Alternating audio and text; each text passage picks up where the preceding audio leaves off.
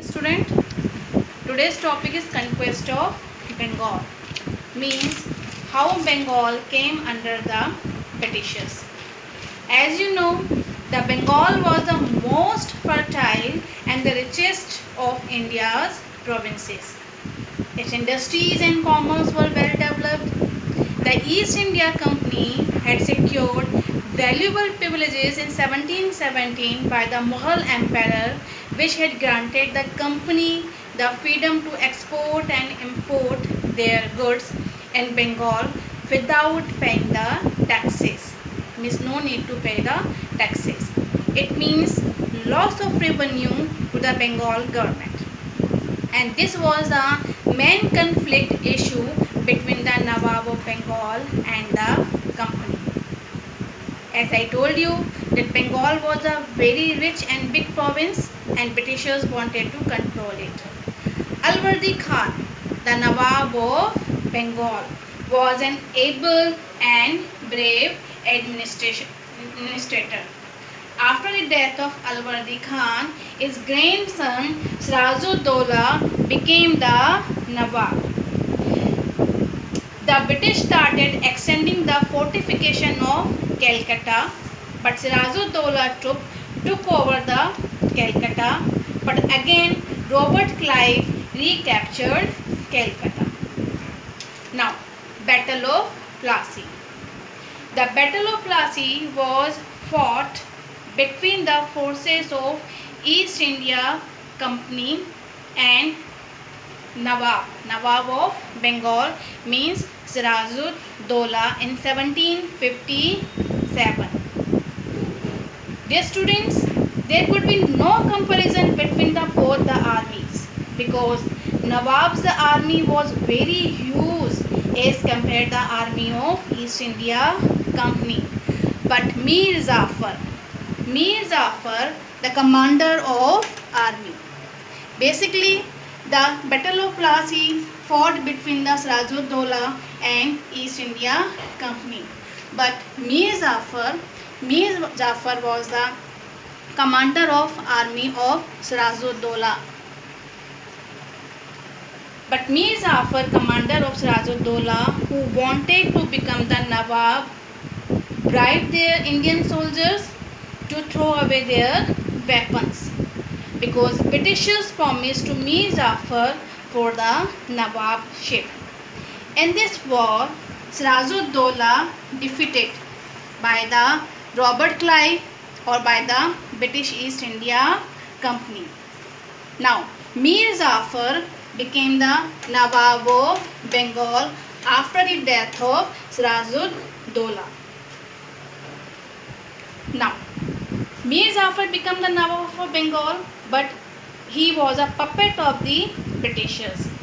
He gifted large sum of money and 24 parganas.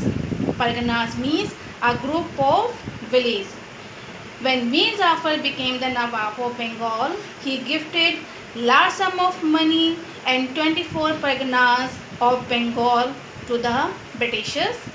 But Mir Jafar could not fulfill the constant demands of the Britishers. When Mir Jafar was failed to fulfill the demands of the Britishers, so Britishers installed his son-in-law Mir Qasim as the next Nawab of Bengal.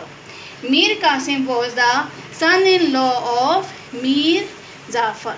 So Mir Qasim replaced the Mir Jafar and became the Nawab of Bengal with the help of Britishers. The Britishers were not just traders anymore. They now control the Nawab also. Mir Qasim soon grew tired of British control and set about consolidating his power and position. So he refused to be a puppet in the hands of the Britishers. He wanted complete control of Bengal. Mir Qasim also wanted to check the growing power of the officials of the East India Company. So he granted equal trade facilities to all men means all the Britishers and Indian merchants or traders. When Mir Qasim granted equal trade facilities to Britishers as well as Indian merchants, this annoyed the Britishers and they attacked him. When Britishers attacked him, Mir Qasim took refuge at Awadh with Shujaud Dola, where Mughal Emperor Shah Alam was also taking refuge. Now, Battle of Buxar in 1764. The Battle of Buxar was very important in the history of India. The East Indian Company's victory in this battle established British colonial rule in Bengal Presidency and subsequent expansion of the British control over India. The Battle of Buxar was fought between British East India Company and the armies of Mir Qasim, Shah Alam II, he was the Mughal Emperor, and Shujaud Dola, he was the Nawab of Awadh at Buxar. In Battle of Buxar, the Britishers won this battle. The battle was beneficial for the expansion of the power of East India Company. It gained the Diwani. British East India Company gained the Diwani. Diwani means the right to collect the revenue. So, Britishers collect the revenue from Bengal, which included Bihar, Odisha, now Bihar and Odisha. Now, the dual government in Bengal. Dual government in Bengal was started in 1765. Right to collect Diwani by the Britishers began a dual government in Bengal. Dual government means double government, parallel government you can say. In dual government, the Nawab looked after the administration only. Nawab looked after the administration of Bengal only. But East India Company controlled the army, the judiciary and the revenue collection of Bengal. Means they control the army, manpower, judiciary and revenue collection. Means they control all the money of Bengal also.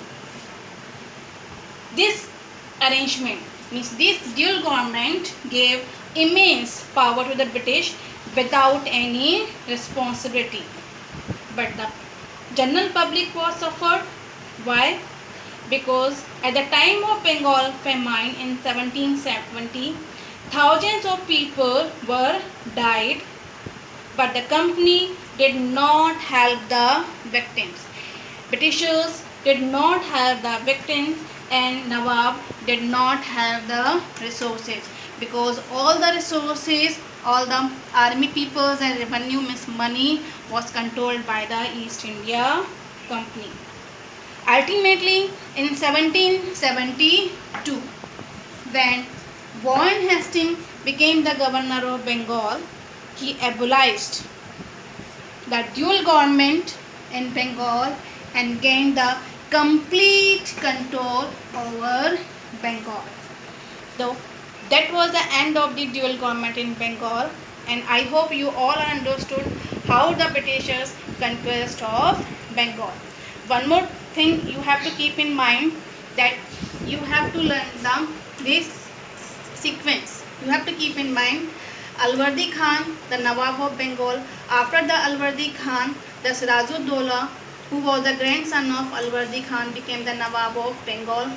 After the Sirajuddaulah, when Sirajuddaulah defeated in Bengal Plassey battle, his commander of army, Mir Jafar, became the Nawab of Bengal. After the Mir Jafar, Mir Qasim, who was the son-in-law of Mir Jafar, became the Nawab of Mir Qasim. Thank you and have a nice day.